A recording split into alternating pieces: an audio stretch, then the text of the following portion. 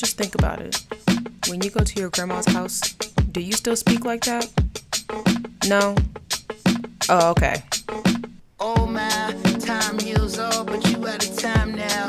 Judge gotta watch us from the clock tower. Little tear gas, clear the whole place out. I'll be back with the hazmat for the next round. We was trying to protest and the fires broke out. Look out for the secret agents, they be planted in the crowd. Set a civil unrest, but you sleep so sound like you don't hear the screams when we catching beat down. Staying quiet when they killing, but you speak loud when we ride. Got opinions coming from a place of privilege, sicker than the COVID. How they did them on the ground. Speaking of the COVID, is it still going around? Won't you tell me about the looting? What's that really all about? Cause they throw away black lives like paper towels plus unemployment rate. What? 40 million now, killed a man in broad day. Might never see a trial. We just wanna break chains like slaves in the South. Started in the North End, but we in the downtown. Riot cops try to block, now we got a showdown.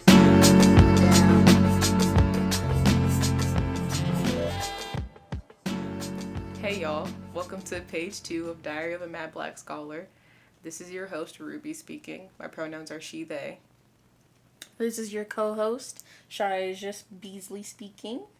Ooh, government name. Yeah. Okay, and my pronouns are they, them. Yeah, to give y'all some context, we live together. That's why sometimes we be sounding like we're tired of each other, because we are. Okay. Well, dang, give them the behind the scenes on that. I'm just saying, this is our second take. You know why? Because Asia's cat. Stop giving them the tea. Asia's cat decided that she wanted to be a human today and open the door, creaky door first of all, just the whole time, bruh, like 3 times too. I tried to keep going, but it didn't work. So this is the second take. Sorry, everybody. Page 2, part 2. So today we're talking about AAVE and code switching. AAVE, if y'all don't know, because I feel like it's kind of a big topic. I feel like a lot of people are talking about it, well, more people than before. AAVE is African American Vernacular English. Back in the day, in the 90s, the folks was calling it Ebonics. According to dictionary.com, I know I'm trifling for using that source, but I'm in college. According to dictionary.com, it is a designation used by linguists to describe a North American dialect of English used by some black people. So basically, it's just a dialect. Like how there are different dialects of Spanish, there's a different dialect mostly specific to black people in the U.S. Yes. Yeah. So, I mean, growing up, I feel like there was a lot of emphasis on the way I spoke. And, like, ain't a word. That used to make me mad. Bruh, the whole, like... The way I used to say water.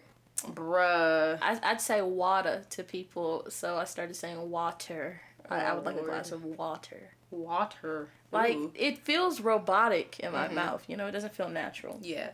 I feel like growing up, and I didn't grow up, like, in a predominantly, like, white area, but it wasn't a lot of black folk either. So the way I spoke was, like, made fun of, besides the fact that I also have a speech impediment. But besides that, those two things coupled together made me look dumb. Like, people thought I was stupid. No, I get you, dude. I get you.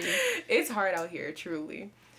Yeah. I feel like AAVE now has become sort of, a lot of people think of it as slang. Like, it's not as much of an exclusive thing to, like, specifically to Gen Z. Like, I think Gen Z, we all universally use, like, that type of language, even though, like, when I go home, I speak to my parents like that. I don't know about none of these white folk out here.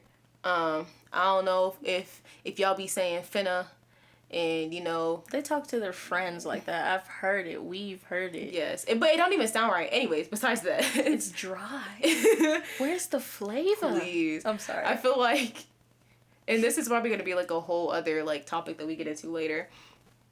But the idea that AAVE has kind of like lost its meaning to like Black culture, because like to us as Black people, obviously like the reason why we speak like that, speak improper, is because slavery. I mean, what else could you say? Take it all the way back. Yeah, like all the way. You know, if you trace it all the way back to slavery, and if you like look back at like how songs are written, and you know like how white people spoke, like when we weren't allowed educations, and now that there's like an emphasis on speaking properly, it's kind of like now we're all held to that standard. Yeah. But we still like have those traces like from all the way back of just the way that like our ancestors spoke.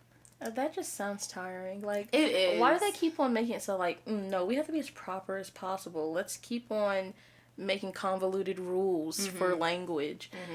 I learned all about it in like this English class, and I was just like, I can't just say it like this, a blunt. I can say it in one sentence, and you want me to, one, take away a lot of the words that you could use. For example, don't say and, but, blah, blah, blah, stuff like that, just so it can be an academic writing or something like that. And I'm just like, okay. Same message, but okay. Please. I feel like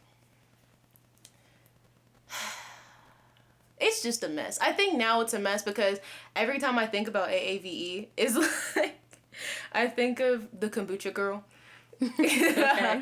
And how, or like the concept of like a black scent, first of all, like the concept of having a black scent and like what a black scent is.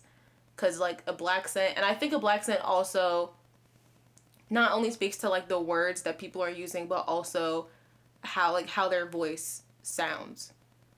Because like people always say that like Ariana Grande has a black scent, or like yeah, right, or like people that, I don't know, people that like phrase their words differently, and they also just try to like speak deeper.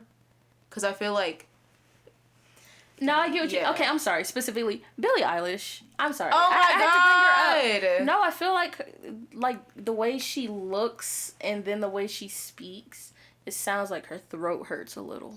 Please. It does. That's about it, really. Like, I get what you're saying with like a deepening look, because we're not gonna talk about it, but she's been called out. Please, I'm dead. But I feel like, anyways, back to my point. I was thinking about like Brittany Broski and how the kombucha girl, and how she was talking about, somebody had asked her why she speaks in a black scent, and she was like, oh, that's just how I, like, that's just stan culture, like that's just Twitter stan language, like that's how like people on Twitter speak, like that's meme language. And it really made me like think, because she thought that was true, like that was her truth. Yeah. That's rough. And I don't know if this is taking us off subject. We're still talking about AAVE. Okay. But just to be quick about it, it's just like, once again, they're taking a very crucial part of Black culture, which is language communication. Of course, that's like one of the big ones. And they're turning it into pop culture. Yeah. Yeah, that was like, because that, in her head, that was true. In her head, that like, well, it's because she didn't research it any further than that. Also, like, you're not critically thinking about the media that you consume. That part. Because if you truly look at the memes that are coming out and the jokes that are like happening and like being circulated on the internet and like around just like us as like the generation that we are, that a lot of them come from Black culture. Or Black Twitter is what we call. But like a lot of it comes from like Black culture. Like, a lot of people attribute Nene Leakes to saying child, like starting child. You know what that is? Heck no. Nene Leakes? Real Housewives of Atlanta. I didn't watch that. The girl with the short blonde wig?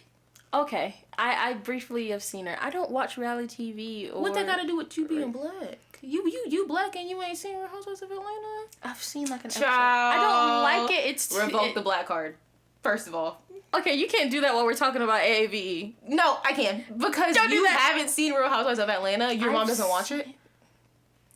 My mom goes to church.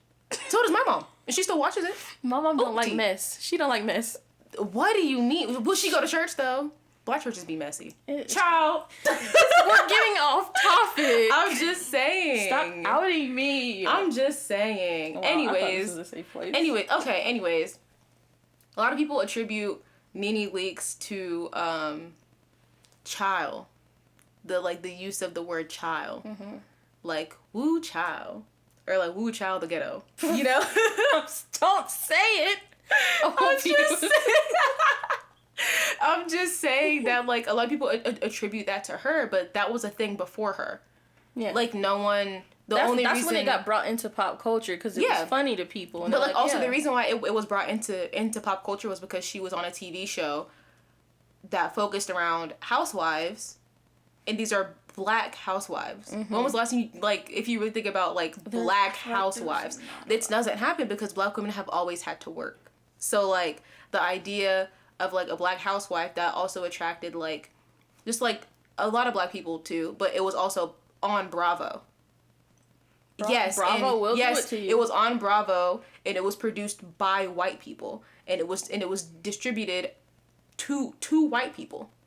Yeah. And so, like, she got like a lot of like recognition, and like she gained like a lot of fame from how she acted, and like people thought that was like a persona, and that wasn't. That's who she was, and like there are people that genuinely act like her and speak like her, and so. And the thing about it is that, like, that also just makes me mad thinking about it, because Real Housewives of Atlanta has been on for so many years, and people within, like, the last maybe 3 or 4 years have been like, oh, like, woo child, or like, ooh, like, that came from Nene Leakes, or like this meme with Nene in it, and stuff like that. And it's like, the fact that it took a while for Real Housewives of Atlanta to even, like, get to where it is. To like reach reach white eyes, and now all of a sudden it's sacred land for a little bit. You know, we got to enjoy it, and then you get the woo child from Kombucha Girl. Yes, like the whole it just. And a lot of people, like a lot of white people that use that type of language don't understand the repercussions that Black people have to face for using their own language. Yeah. Like, I don't know, like, when I hear a white person say, like, cap, or, like, finna, or, like, ooh, bet, like, stuff like that. There's a certain emphasis to it that doesn't sound right when you say it, because I remember hearing that friend of a friend, and he was like, cap. And something about the way he enunciated. No, and the reason why is because you don't speak like that. Like, you didn't grow up like that. You don't know how to properly say that. That's just ripping your tongue to say that, my G. Yo, yeah. The thing of, because it's a different language. Like, there are a lot of people that there are people that literally will not understand what you're saying. Like, how I speak to my mom is completely different than how I speak to, like, my white friends. Yeah. Because my white friends will not understand what I'm saying. And there have been times where I will be on the phone with my mom, and they'll be like, who is that? That is not Ruby. I'm not gonna lie to you, when I first heard the woo child thing from the Kombucha Girl, because I think I briefly saw the video. Like you said, it's a different language, and you know how you can tell when someone is using a word wrong or something. Like, where it didn't sound like it's not familiar in their mouth. One, it didn't sound familiar in her mouth, but also it just didn't. The context, it wasn't there. Like, she just used a new vocabulary. Yeah, well, that's also randomly. Just like the same context. Like, it's like the same concept of like, being able to tell a native Spanish speaker from somebody who is fluent in Spanish, like someone who learned Spanish and is fluent. You know. I love that. Yeah, like, a lot of people don't think it's an entire language, even though we structure our sentences differently. And like our sentences are structured differently, and like a lot of people now it's a common thing to like know what we're saying, but there are people from like older generations that I will speak to, and they will not know what I'm saying. Oh, like Black people? No, white people. Okay. Like, older white people will be like, huh? Because I was going to be like, there's no way that there's, like, an obscurity of, like, since we have to learn, like, the proper way of speaking, like, we can't talk to our older counterparts, you know, like, I get what you mean. Yeah, no, like, if I'm speaking to my grandma, she knows what I'm saying. Sometimes I still gotta break down what my grandma says. And that's the fun of it for me, but, like, I don't want to decode what a white old person is saying. Please. You know? Like, I feel like there's a different kind of enthusiasm when you meet these different vernaculars. Please. I feel like like a lot of like what I'm trying to say is the common use of AAVE honestly goes back to, and it's not even like the common use and the ignorance coupled with it. Like you don't know where you're getting your media from. That, and also you don't understand the privilege that you carry by being able to, like, say use what that. you want to say. Yeah. Because, like you mentioned in the pre-cut, like, if you were to talk with AAVE in some specific situation, you would possibly risk the event of being viewed as maybe less smart. Yeah. Or aggressive, especially with the way you choose to traverse that by just being blunt and just putting your answer out. I can see what you meant by, like, people will still perceive you in a certain way even if you do have, like, the pre-conversations in your head of, like, AAVE, I have to code switch in this class. Yeah. I'm surrounded by a whole bunch of white people. So, like, I get what you mean. A lot of us, that's, like, I don't know, I feel like some of the anger, like, the anger, like, frustration that comes from me hearing white people use AAVE is the fact that I know that there are black people who cannot use their language. And there are black people on campus who cannot speak the way that they want to speak or the way that they feel comfortable speaking. Yeah. Because, like, I know, and I don't code switch a lot. Yeah, you're very much proud. I'm very blunt, and people have told me that. I'm working on getting like that because there's this supposed, like, theory of, like, if you lessen the amount of choices you have, you, like, relieve, like, mental fatigue. So I'm trying to, like, implement the whole thing of, like, it's okay for me to just be and talk without having to have these notions and these thoughts in the back of my head, like, this pretext before I even act. Like, I'm not saying I'm trying to be white, or I just want to be comfortable. Yeah. Yeah. I feel like, I mean, I don't code switch a lot because of just, like, you know, where I came from. Yeah. So, like, I didn't grow up in, like, a really white area, but my dad is, like, who my dad is. And so, like, I feel like the reason why I make the decision to not switch up how I speak, like, in academic settings and, like, when I'm having, like, intellectual conversations because of who my dad is. And my dad is, like, very much, like, hood. Like, from the hood, like, people are, like, really scared of him when they see him. Just a big black scary man. You know? Yeah. Like, people cross the street when they see him, both black and white. And so, like, I grew up, like, seeing him have intellectual conversations with his professors and with his peers, like, from school, and he did not change how he spoke. Like, he did not change his inflection or the phrasing that he used. He just incorporated the scholarly knowledge that he knew into his daily, like vernacular, you know? And growing up seeing someone being so unapologetic about, like, how they speak. And, like, how they speak and how he, even though, like, when he's walking around, people, like, automatically have an assumption about him, and then he surprises them consistently. Yeah. Like, he garners respect from a lot of people because of just, like, the intellectual that he is. I'm trying to be like that, bro. Please. No, because the way I grew up, this is just how I perceived it. It could be totally different. But it just seemed like a thing you don't talk about, like, that difference. I don't feel like I had, like, that kind of role model who was intelligent. It was more like, oh, my mom is being creative in this way that we live. Because we didn't live that well off at the start, you know. The army helped. And then I started being, like, I'll say upper mid class, and then I started to be in, like, these white environments. So then I would, like, I'm too white to be black and too black to be white. Yeah. You know? So I don't feel like I had the opportunity to have, like, that Yeah. level of confidence. And I'm learning that now, which is just, like, it's okay for me to just talk. And if it sounds weird to white people, then maybe, just maybe, I'm using AAVE. I don't know. Yeah. It's just a weird thing to have to think about. So, like, that's the why I speak the way that I speak when I'm, like, trying to get my point across to people. Mm-hmm.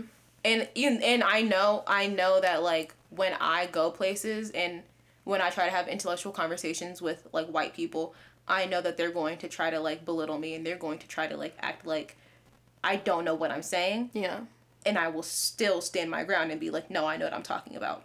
Yeah, there was a saying I heard a little bit ago, or it's not even a saying, really. I just grew up with people being like, if they can't say it without, like, cursing or doing, like, this weird thing, then it kind of, like, you know, denotes what they're saying. Yeah. Oh my God, I hated that. Yeah, and I was just like, so you're essentially, it's like you need to talk proper is how I can take it in this situation. It's just like that takes off the flavor. Well, I feel like it takes like that, because I remember hearing that, like, if you can't say this without cussing, then you don't need to be saying it, or like it, something like people would say it to, like, kind of belittle people and, like, try immature, to make them like, seem like they're smart. not intellectual. And this is like, again, this is me drawing from experiences of literally watching my dad have entire conversations with his sociology professor using profanity, just so much profanity, and still getting his point across. Yeah. Like that, like, hearing that and looking back on it, it's, a lot of people don't know it, but it's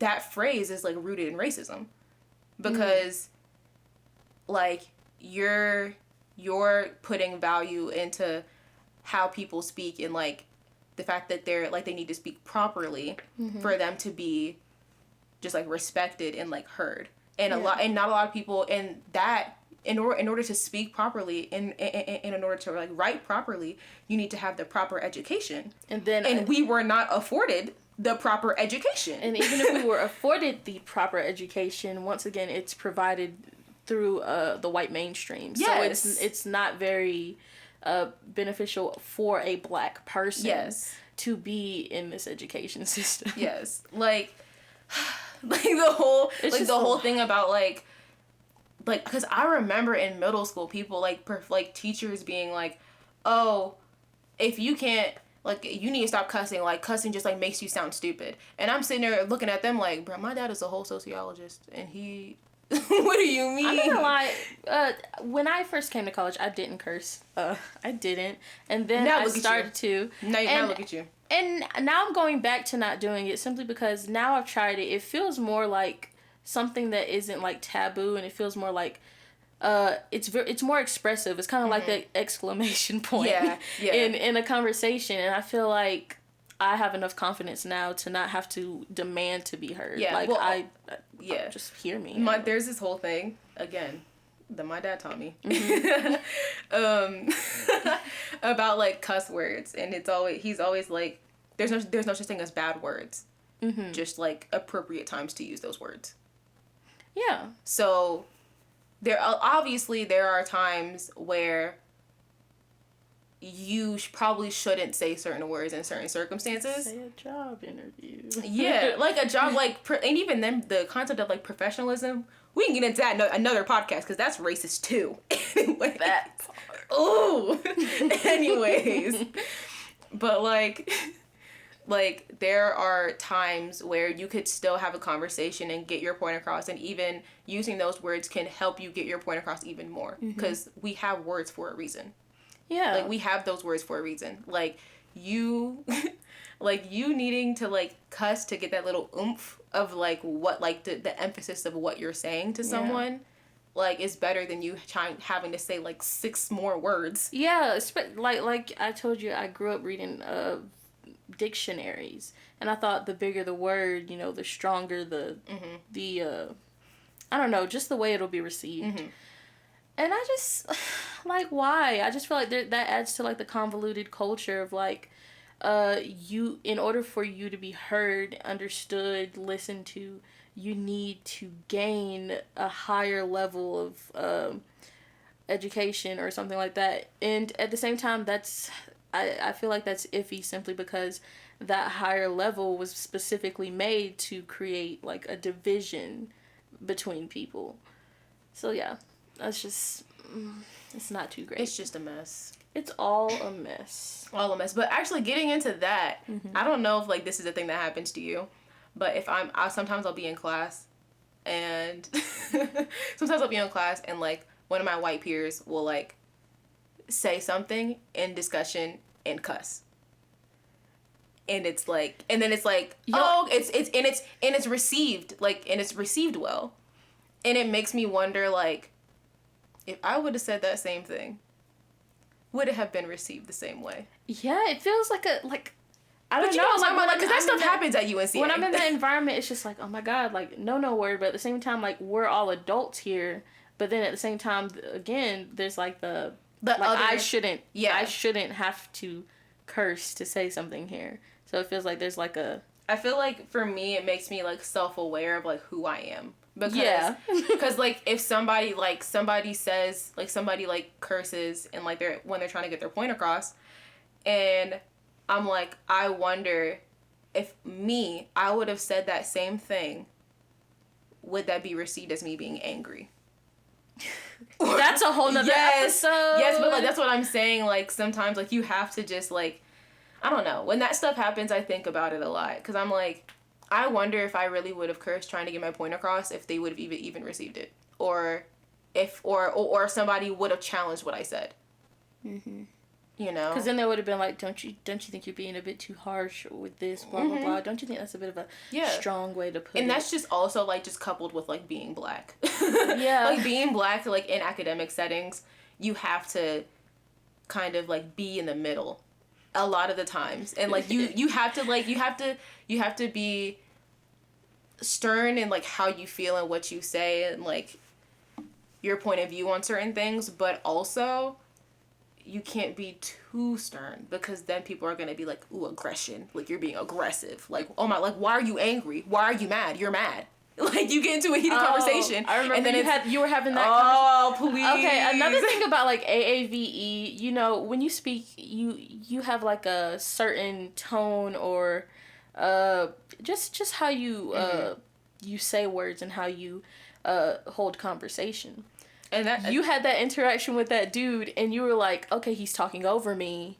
The rational thought is like, I'm not going to talk to this person anymore. Mm-hmm. And you know, anybody would think that. And when you said it as clear as day, and you weren't mad. You were just making a statement like, oh, you're talking over me. I'm not going to hold this conversation anymore. You were setting a boundary as well, which is healthy. And he said, oh, you're mad. You're mad. No, you don't hold the conversation because you're mad.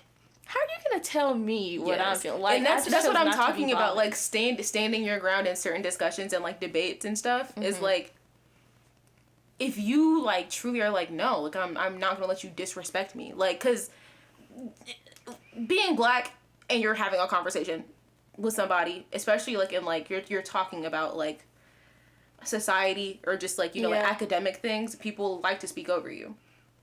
Because they want to be heard. They just like to speak over you. They want to be heard and they expect to be heard. Yes, and like they expect me to like back down. And so like when you don't, then it's why are you mad? I was just trying to say my point. But you were also yelling over my words. So right, you didn't hear my point. Right. You know, the way a conversation works is you're supposed to like let someone talk, you listen. Mm-hmm. Hopefully you listen. Mm-hmm. Instead of constantly thinking about what you're thinking about, because you know you have to be an active listener. You listen, you form opinions, thoughts about what they said, and then you respond, and then you add your part. And that also connects to code switching. The reason why you code switch is to avoid those interactions. Yeah. The reason why people code switch is to make other people comfortable in the space that they are sharing with them. Yeah, and I'm not seeing a lot of our white peers doing that. I feel like code switching is something that's strongly done by the minority. Yeah, well, yeah, like it's just because at the end of the day, the most received form of like conversation and like English is like the way that white people speak, proper. You know, like proper. I Can I speak freely? Speak freely. Go ahead. You remember when we were just Oh, talking? hell. What you about to say? No. Okay, so if you listen to the pilot, you'll know how I talk. But English back in the day wasn't even that good. It wasn't. They would like you know how when you look at an old document as a student and you see like there are some pieces of like how we would talk that are missing, or someone has to put parentheses in there to correct it, to put like an E beside the word. But it wasn't even. Y'all know. Wait, I get what you're talking about. Like old English was not that good. It wasn't good, and the fact that they were just like, yes, we're the best, baby. I don't know what kind of grammar you guys had. If you were just, if this was just someone like who secondhand wrote down your words, and you know they might have missed something, but you guys are talking like you can't talk out of one of the sides of your mouth. Stop. Like you're like the back of your Asia. like your brain isn't allowing you to finish what you're saying. Asia. I'm sorry, but like basic words. And I understand, you know, some people might not be able to talk properly. You know, this isn't about ableism or anything like that, you know. I'm just saying, looking back and taking today's modern world context, the people don't look too smart. And they weren't making smart decisions either. Please. No, like, I know what you're talking about because I didn't even think about that. Like, reading Shakespeare? Huh? What did you say? Like I told you, it's bringing a lot of convoluted words in. Like, they were all just talking to sound... They wanted to make sure that they were the smartest sounded like they were the smartest person in the room. And I promise, it just made them look like tryhards. Yeah. Now I'm looking back, they look like tryhards. No, well, that's just, like, looking... Like, you have to think about also the... And this is, like, gonna go back to what we learn. Like... in school, like in public school. Yeah. Like when you look back, what like the only Black author I can think of right now that we ever read. Douglas. No. I Toni Morrison. And it was only the one book, and guess what that book was? Go ahead. Beloved. Exactly. The only one I know about is Frederick Douglass. I don't think we even got to know who. And Beloved wasn't even required. It wasn't required. It was a choice. Like the teacher chose to put it on. No, like it was like I was in honors classes because I'm smart, even though I speak wrong. It's not I'm wrong. still smart, but I was in honors classes, and so we had these like. There like came a point in the year when there were like 3 book options that were given, and you had to pick a book, read it, and then write a report on it. Yeah. And so, was it a report? I think it was a report, if I'm not mistaken. And so, one of the books was Beloved. I chose not to read it because why would I ever do that to myself? Yeah. No, I get you. Yeah, no. I mean, I still ended up having to read it. I still ended up having to read it in college. I didn't read it. But, like, going back, like, the way that Toni Morrison wrote those, like wrote that book, and, like, the way that she wrote was, like, very specific to, like, how we speak. And, yeah, and, like, reading that book, in that context, you think, yeah, that makes sense. Yeah. In the slave context. Yo, where did you first learn code switching? Code switching? Because, you know, okay, I vividly remember. It was like first English class. We read something. We were asked to, you know, put our thoughts out there. I gave my answer. My teacher said, yeah, that's not right. That's not right at all. And I was just like, but you told us to give our opinions. Please! And I gave my opinion, but I think I also used AAVE in that moment as well. Yeah, well, yeah, that's just... Like, that's what we're talking about when we say when you don't code switch, you risk not being taken seriously. And it's like I still felt like I never put anything on the paper that was like crappy or like, oh, I'm gonna joke about this and try to be like the class clown. Like, no, I actually really enjoyed the concept of learning at the time, but then again, I was an art kid, so of course I only listened as much as I could. Period. But yeah, when I tried to give my opinions and actually like give my thoughts and write as me, I was told I was wrong. Please. Which I think is crazy. I feel like, I don't know, looking back, I vividly remember the ain't isn't a word thing. Yeah. And like, but also that's just being from Jacksonville, North Carolina. Mm-hmm. So there's just like a lot of country folk there as well. Yeah. But that, and I remember one time I said like I be or something to a teacher, and she was like, "What is that?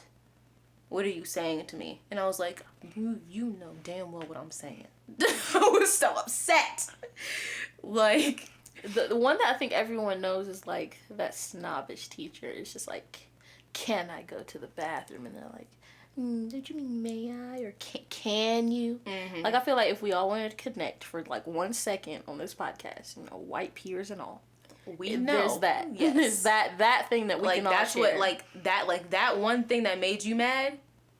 That kind of stuff happens to us all the time. Yes. About how we speak entirely. Just in general, like, you can't say anything without having like that little creaky, wrinkly finger in your mind, and it's just like, is that really how you say that? Mm-hmm. That's just our everyday. Yeah. I can't. So yeah. I feel like I can't think of like any other instances where I was like, I probably need to like switch up how I speak. But then again, I sometimes I had like a job interview.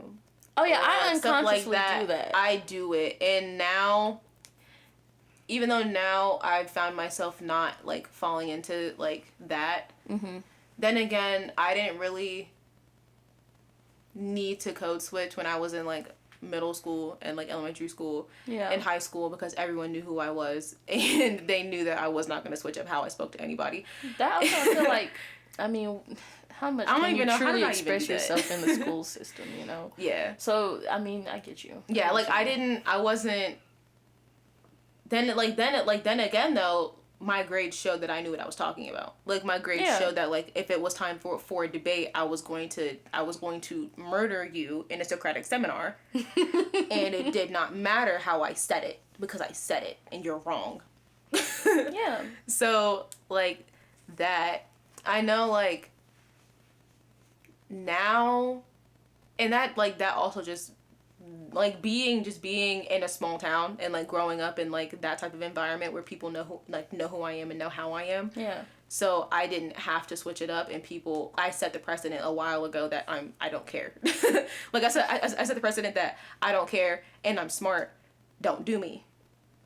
And coming to college is like, it's not the same thing. Like, coming to college is like, the classes you're taking and the grades that you have aren't common knowledge. Yeah. And your personality is also not common knowledge. Mm-hmm. And so with that, I know that I take the risk every day of not being taken seriously or like being seen as a lesser than when I open my mouth and say, I don't know how I feel about that. Ruby, all my life I've had to fight. Bruh. For anyone who doesn't know, that's a Color Purple reference. We was just gonna keep it for us. I promise you, you said that and some white person said, Kendrick Lamar. No, don't tell me that. Do you know what that's from? It's in a Kendrick Lamar song. I keep myself out of all things that are popular. Please. Oh my gosh. Because people stand these people and they don't know anything about them. And then when the cancel culture kicks in, when they find that one thing. Okay, hold up, wait a minute. I don't know any of these people. Since you mentioned cancel culture, this has to be a whole other episode. Yeah. Cancel culture is not real. It's not real. It's not real. It's just people holding people accountable for terrible things they're doing. Oh my God. It's not a thing that just recently, like, over time, people finally got fed up. No.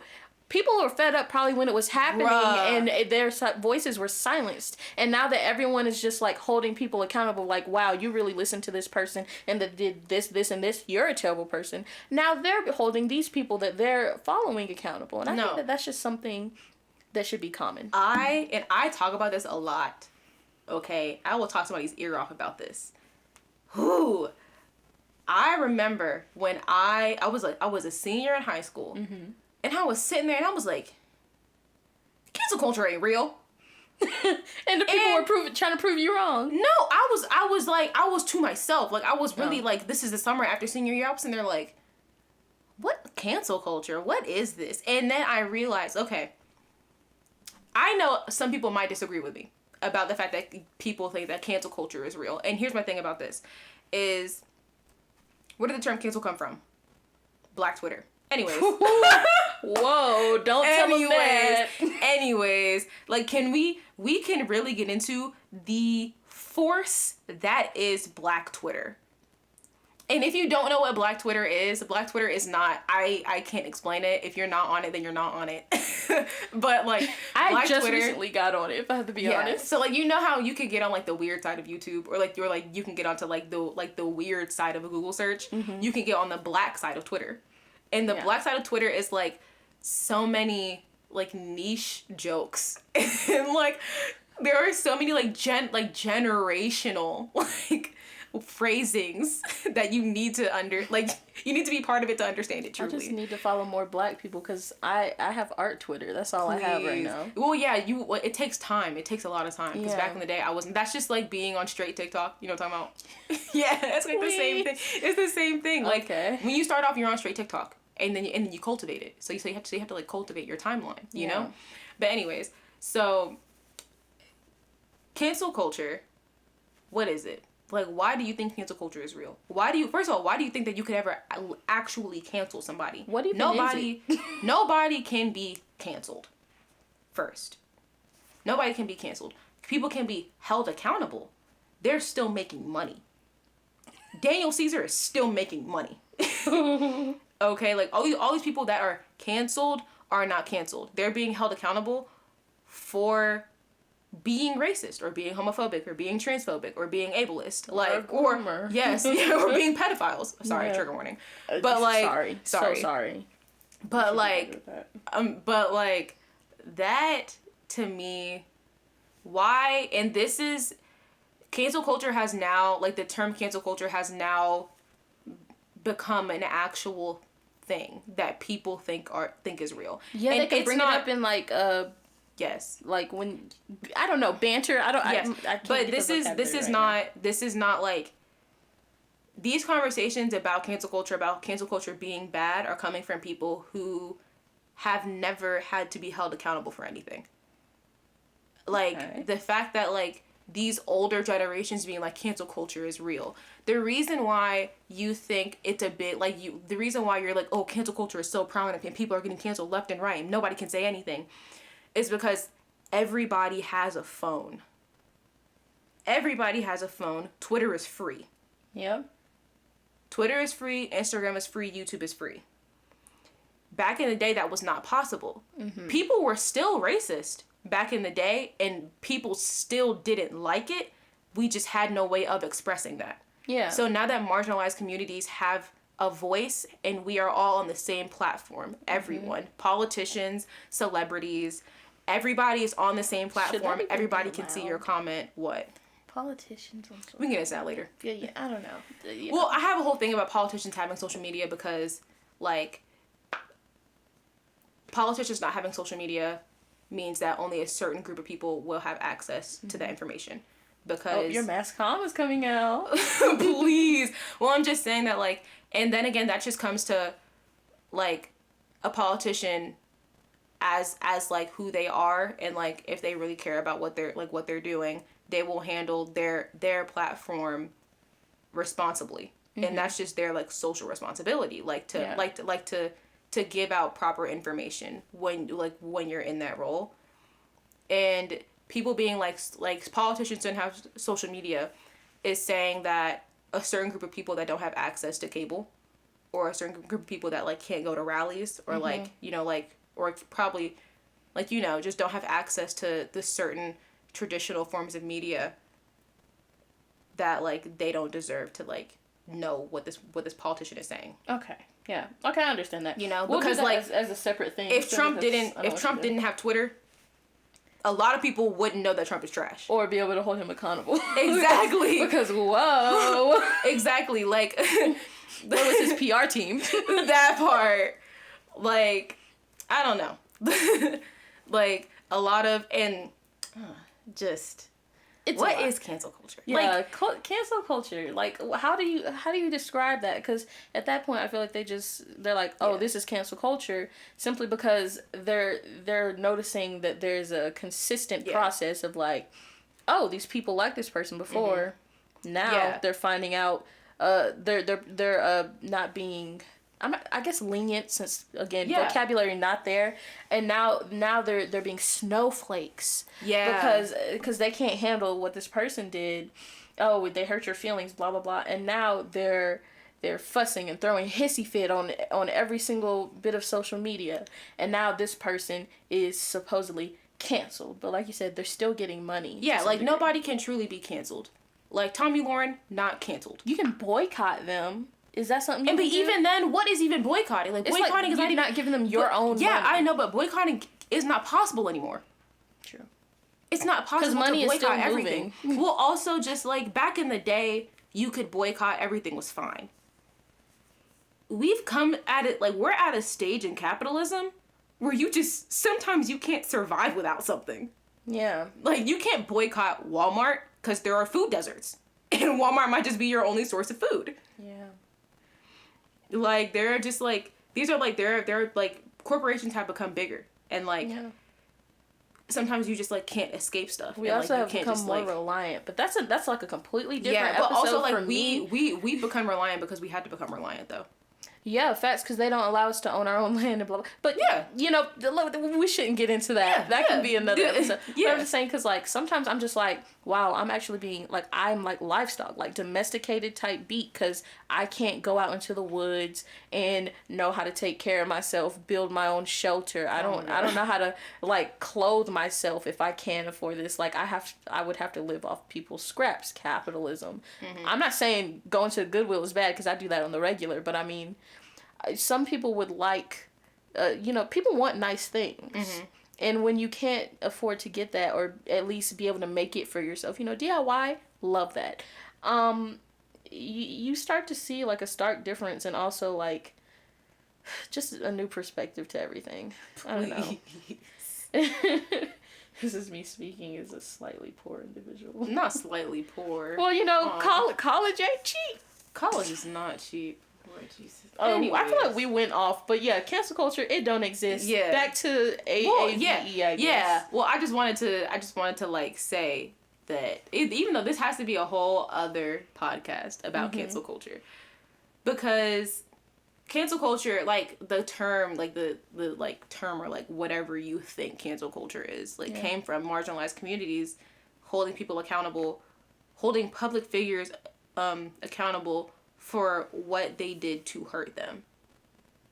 And, like, that also plays into the fact that a lot of the time people are like, oh, they're being emotional, or their feelings are hurt. Yes, my feelings are hurt. Yeah. They are. And what about it? Feelings are allowed to be hurt when you attack somebody's personhood. Do you feel like there's, like, a boundary in language in those situations too? Because, for example, if I was mad at a specific organization or a politician, there we go, and I was trying to send, like, this angry message to them, I would be lost in the garbage of oh, this is just an overly emotional individual. Mm-hmm. But, like, for example, when we had a movement, people would be like, use this template and send it to them, and then it'll be attended to. That's a flaw. That's a flaw in society, and the fact that we don't value emotions.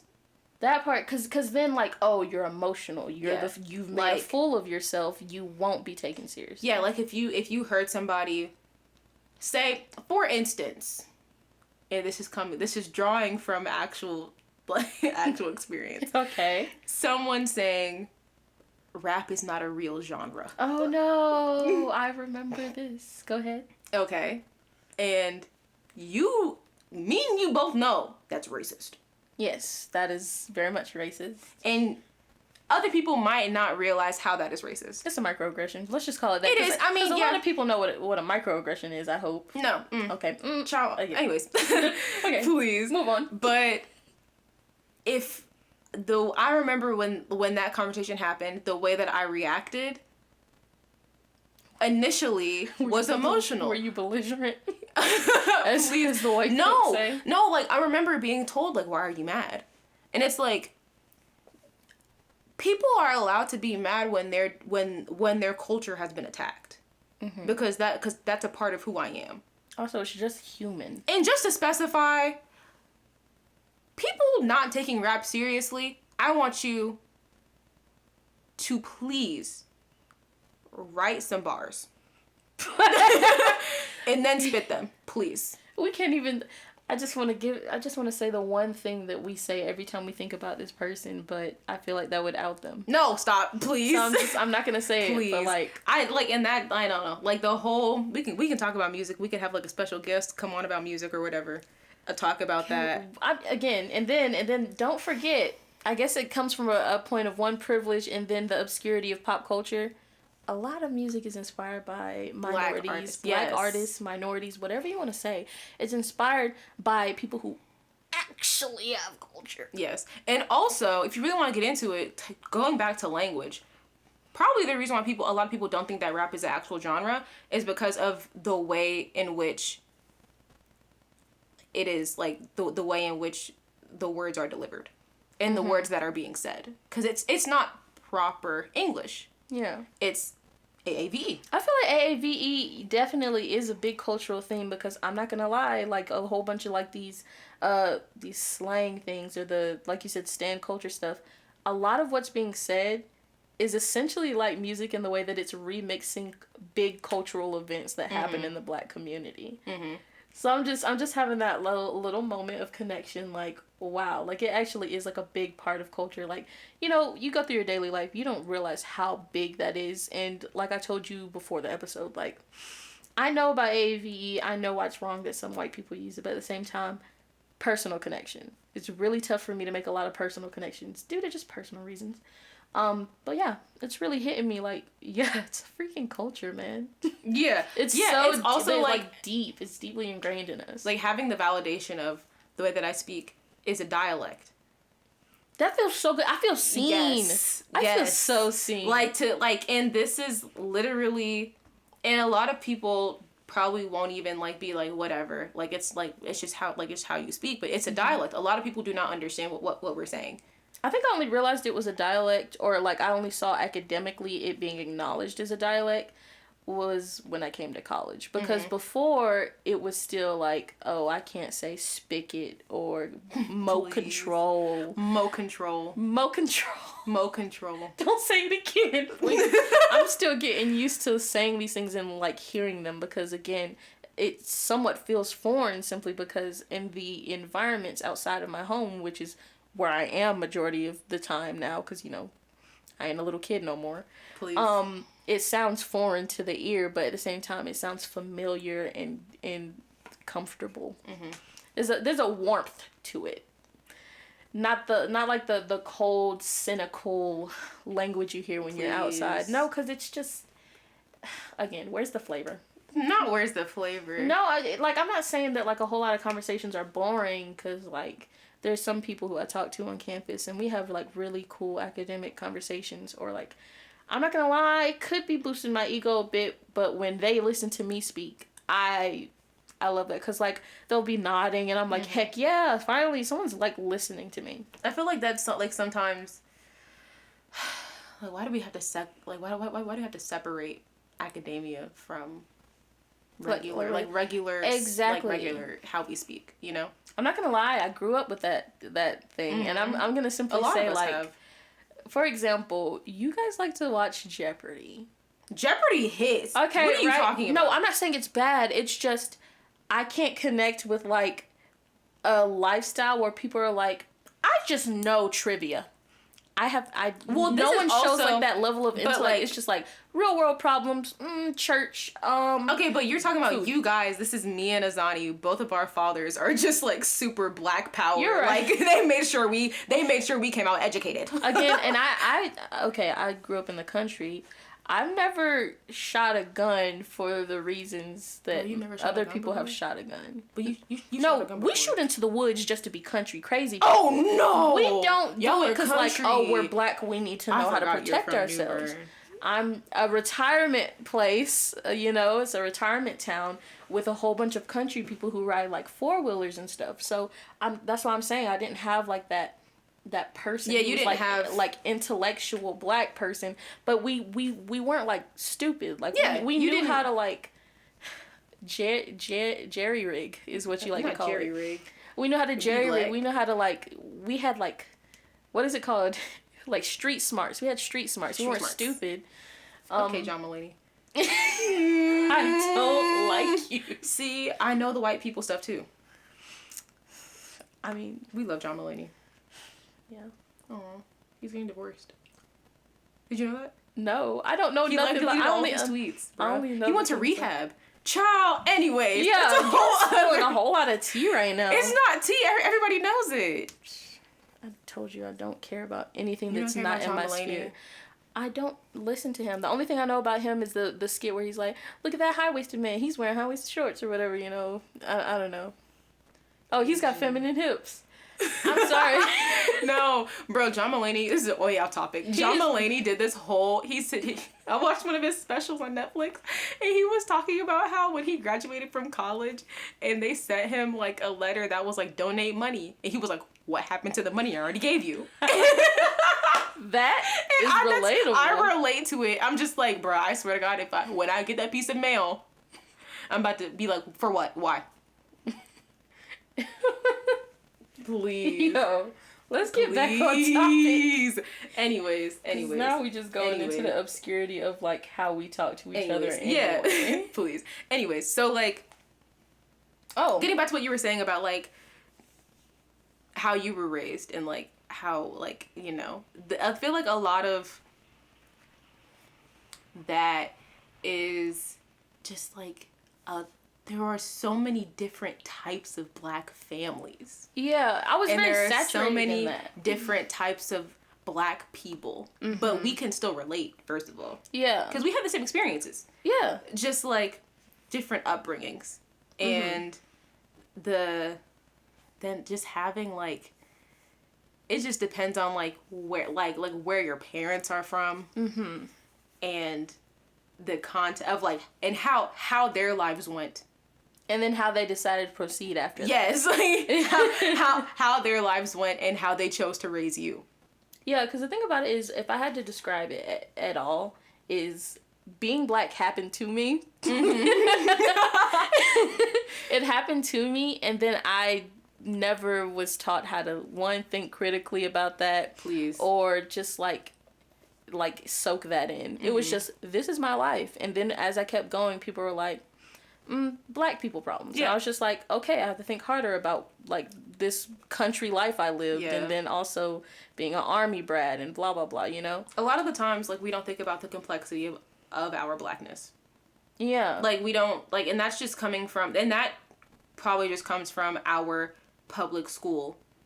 Like our public school education and the invalidation that we felt in our culture and how we spoke, and just everything, like how our hair is done, and like our hair. I miss my bubbles. But, Please, whatever. our Okay. hair, like how we carry ourselves, how we speak, how we dress, how we like navigate relationships with other people, and like the importance that we put into race as well. Because that just like a lot of times people think race is not important, and race is important because it's life or death for us. Yeah. Yeah, I feel like that just like having to think about like the complexities of like navigating relationships. And One thing that just popped into my head, because I'm a education fanatic. oh Lord, As well as just it applies to vernacular. enslaved black people learned English through, okay, you know, everyone should know this. Some black people learned through the occasional, okay, enslaver. Okay. Enslaver. We're not there yet. We're not there. I can't say that. Not on this podcast. We're in mixed company. Okay, enslaver. And they would, like, supposedly take them to class. Like, you know, how people, how history puts it, you know, they would go to class and, like, learn with them. Mm-hmm. And, you know, the books that white people had, it was just, like words and the alphabet. Honey. You know, you get hand-me-downs. And then, like, they had to teach themselves. Mm-hmm. That also comes from... You could die if you were caught. And, like, that's why, like, that just also, like, contributes to how we speak today. Mm-hmm. Not to mention, we also, during that time of teaching yourselves, were forced to pick up the Bible. And then they used the Bible in order to learn how to read as well. I don't know if y'all read the Bible before, but some of that English is... But, okay, but it depends on the version. Like, the version of the Bible. Baby girl. Let's think about what time it was. And I know. I'm just saying that, but like, it depends, like, obviously, like, it's not all the same depending on the version. Like, okay. Because I was just like, No. I mean, either way. The English was broken in there. Mm-hmm. Oh, yeah, it was, most definitely. And also, then, like, trying to teach yourself English and in teaching yourself through the Bible, which also plays into, like, the importance that the black community puts on Christianity. Anyways. Yeah. That's another episode. Yeah. And then also, not to mention, still, what is it? It's like they're still trying to hang on to their culture while learning as well. And that's what also adds on to the nice inflection or the pronunciation of some words in AAVE, which I love to death. I didn't understand the importance or the coolness of this until, like, I'm not going to say recently, but it feels like recently. Yeah. You know? Well, I also want to acknowledge the fact that, like, we're saying that, like, this is a dialect. This is, like, the whole, like, this is a language, and this is a dialect, and this is intricate. I would want to point out the fact that this isn't, like, something new that has come about, and this isn't something that, like, it's only particular to us. So there is an entire diaspora. Yeah. Of big word. Yes. Like, of just, like, African, like, descendants in other areas who have different dialects, like, of how they speak. And also in AAVE, there are also different versions of that and, like, different areas in which they, like, speak. Like, we're talking, if I met a black person from Louisiana, I do not know what you're saying. Not a word of it. Not a word. Like, if I, first of all, somebody from Charlotte, I'm like, what are you saying to me? Who? I actually just went there, and I don't think that I saw a single black person. Have you ever heard the baby speak before? No. Exactly. You should try. It takes me about 5 times when that video came out, and they were like, "Ooh, cancel him," and I was like, "What did he say?" Can someone please transcribe? And I'm from North Carolina. No, what do you mean? But, like, there are also, like, we're talking about, like, people in Jamaica and, like, people that's in the Haiti. One that I know more about. Yeah, because, like, my dad's family knows a little bit of people like that, or, like, you know, New York. I feel like where there, you know, there's a lot of, where the area where I visited or where, like, we, like, kind of grew up around it had a lot of, like, Jamaican. Yes, that's also, like, a lot of people don't understand that. They have once again, you know, with language, I feel like, again, there's a good piece of culture wrapped in that. The way you interact with people is completely different. Like, it's similar because, you know, black people, but at the same time, I feel like Jamaican people, like Jamaican women specifically. What you about to say? I feel like they What do you about to say? I don't know. I just like the way they speak, and it's I can obviously tell that it's like a different way of speech that a lot of black women that I've been around talk. Yeah. Because, you know, we're very country Philly where I am, but, like, a nice Jamaican woman, I'm never mad about hearing them speak. It's so beautiful to me, and I just want to understand their references, and I just want to know what they're saying. And that's just me being a culture junkie. Like, I grew up, like, obsessed with Japan. Like, we're not gonna talk about that. Oh no. No, No, because I'm gonna out myself. I watch anime, blah blah blah. Okay, I watch anime too, but I don't know why I'm talking like I didn't live in Japan. Facts. You used to be somewhat fluent.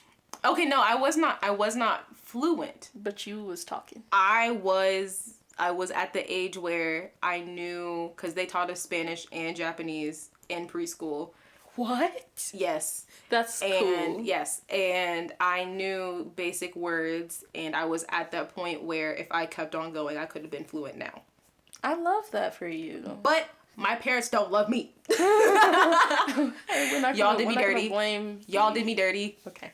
Exactly. Not just sending a message out to them on the podcast. I am. Because you know what? I'm telling this straight to my dad. You did me dirty. Period. I'm crying. Anywho, I was just saying, like, it's crazy how, like, I'll be, like, a culture junkie, and it's just like, wow, the speech is very expressive. The clothing's really cool. But then, I'm not going to lie, I didn't grow up with that same enthusiasm for my own culture. Mm-hmm. And I'm slowly starting to, like, grow into that now. Mm-hmm. And I think it's so cool. It's just like, wow, black women used to be like warriors, and I think some of them still are. I'm not gonna lie, I need to do research. Me too.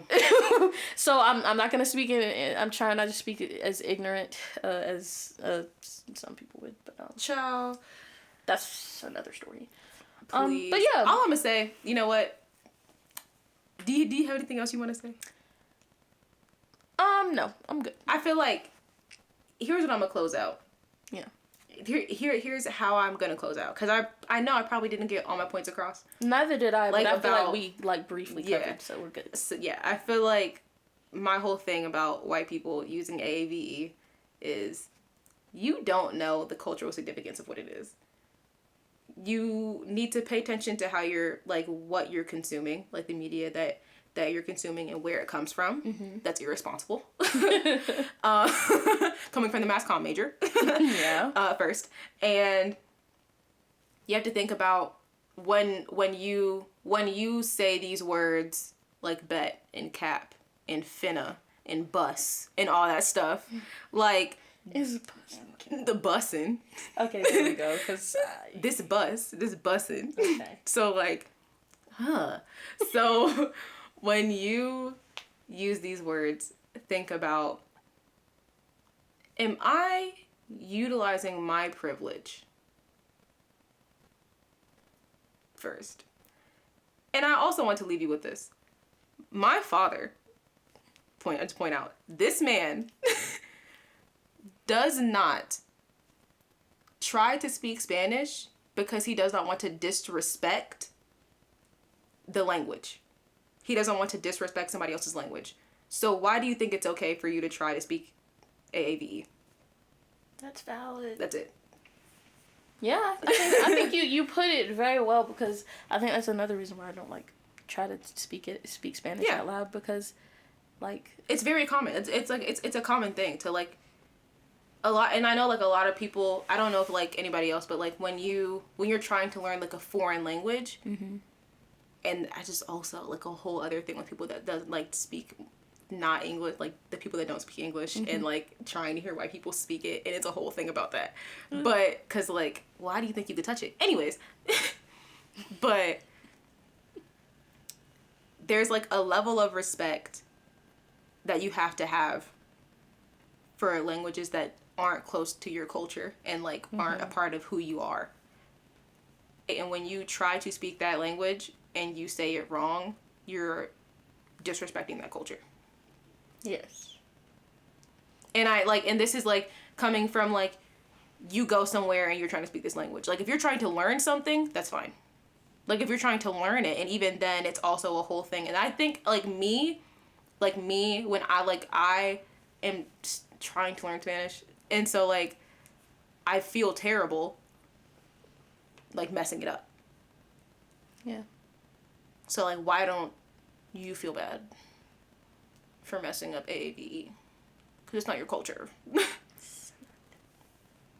Wow. That has me, like, thinking about a lot of stuff right now, but mm-hmm. head empty at the same time. Not head empty. Smooth brain. Smooth marble. Don't marble. Say marble. What? Just, you know? But, yeah. I agree with what you said. I call myself wanting to be a polyglot, but like I don't want to be like full fluent in a lot of languages. I just want to be able to talk about the things that I like. Bruh. At least. Well, Because like because you can't learn the grammar entirely. Like I feel like there's no way you can learn every language on the planet and then properly learn the grammar. I'm sure that a lot of people you meet who were born speaking a language might not know the grammar entirely. I've met people who are like, let me look it up. Please. Which I understand it's fine, but like still proceed with a mind of respect and be responsible with the information you learn and just like how you use it. I mean, yeah. I don't know. Yeah. Mm-hmm. If you see like a funny new joke, you might want to like look into where that came from Before you say it. Oh yeah, that's what I wanted to say. Oh Lord. Cause there was that one word, don't remember what it is. Oh, I do. It starts with a B. I would say it, and you and Azani were like, maybe you shouldn't say that. So, you over here using AAVE, you might say it around the wrong person and get your chin knocked off. Also, no, literally, I'm letting you know right now, this is a warning to white people who use AAVE. You do, and this is like on the off chance that you're somewhere where like black people are. Mm-hmm.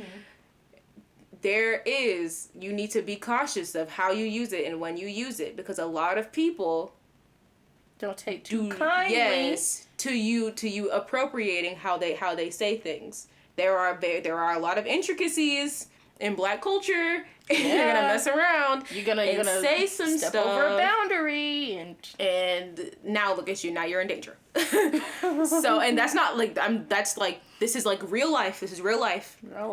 Real life. Like us black people we have to be cautious about how we speak. Okay? It's crazy. In different areas, okay? So, just to let you know, it's not cute to be out here saying stuff and you know the meaning of it or where it came from.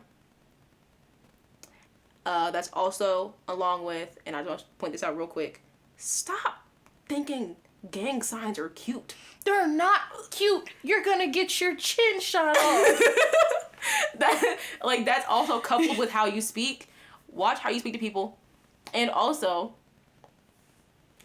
it's not cute. Yeah, don't signals count as a type of language. Like, watch. Don't do all the gay. Why? It's not, because like to you it might seem fun, but it's not. It's not cute. It's not quirky. If I see another person spell out blood with their fingers, I'm gonna lose it. Yeah, like it's not cute. People die behind that stuff literally all the time, and y'all think that is funny. It's not funny. And this is coming from black people. Black people who proceed cautiously. Yes. as should you. Yes. So, yes, be careful out here. Please. Just to let you know, this is not a game. It's not a game.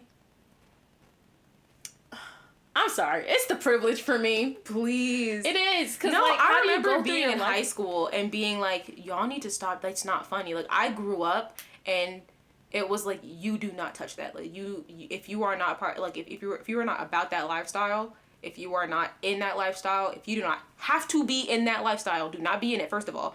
And second, do not try to take something from that culture and like those groups. Yeah, especially if it's because like it's unsafe in pop culture again, because you know music, people always talking about like gang stuff and blah blah blah. Mm-hmm. I'm sorry, but also rap is not glorifying. It's not. It's not glorifying. I think when I listen to it, this dude's good. He killed and he'll kill again. Gosh darn it! No, I don't think you understand. Like he's not. My thing is that like and this is like literally y'all let Taylor Swift sing about all her little ex-boyfriends and all that type of stuff, okay? And that's her life. That's what she went through. Like, just people being like rap glorifies violence. It doesn't. That's what people who rap have been through. Yes. They're rapping about their experience. They're writing about their experience. And then again, I'm not gonna lie to you. I don't know if there's any truth to this, so I probably shouldn't speak about it too deeply. But what are you about to say? Well, now that you said, "What are you about to say?" my brain said, "Yeet it out the window." We're not thinking about it anymore, so now it's gone. So thanks. Thank you. I would like to say that I said that because Asia be like, I don't have a filter. I'm sorry. Let me just say something bad. No. And I'd be like, AJ, that's not okay. It was gonna be reasonable. What was it gonna be? Well, I'm marble now. So oh, marble brain, just marble smooth brain all the way. Is gone. Just Squidward. Just I out here, just can't polished, stand you. You know? Okay. All right, you guys. Anyways, that was page 2. Yeah, we can get into like rap and hip hop and that whole thing about people not liking it at a different time. I have it now. What is it? I feel. No, what do you want to say? That there's a strong possibility that the reason why you are getting the rap that you're getting at the moment is simply because the white mainstream is only allowing that part of it to be heard. I feel like there's plenty of rappers that I've heard who don't always talk about how they lost a friend to gang violence. Yes. And it's been good. So maybe you should rethink your reevaluate yourself if all you can think about is listening to this guy screaming, rapping about his pain. And like I need you to want Bruh, better for us. We gotta talk about white rappers. Oh, that's okay. Okay. That might be the next episode. Tune in, because I feel like we just have too much to talk about. We have too much to talk about music, so we just too much to talk about another time. Not a large enough following.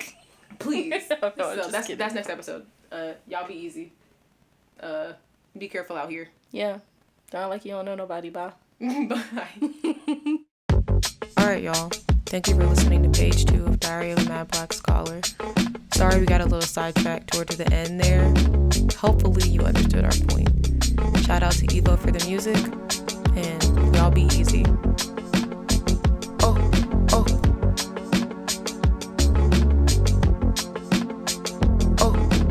Never understand why they do it. Someone cut the channel off the news before I lose it. I ain't even tripping, if you with it, then we lose. Help me put this Louis in the back of Suzuki. Oh, he had to break it down so smoothly. They gon' say it's not about race, but we moving. Oh, wow, cut the trade pound. Had to put them in my name, wish a nigga play now.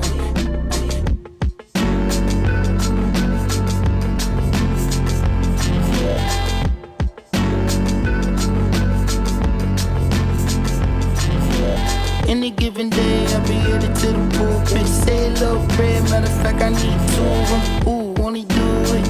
Won't he do it? Ooh, won't he do it? Won't he do it? Any given day, I'll be headed to the pulpit. Say a little prayer, matter of fact, I need 2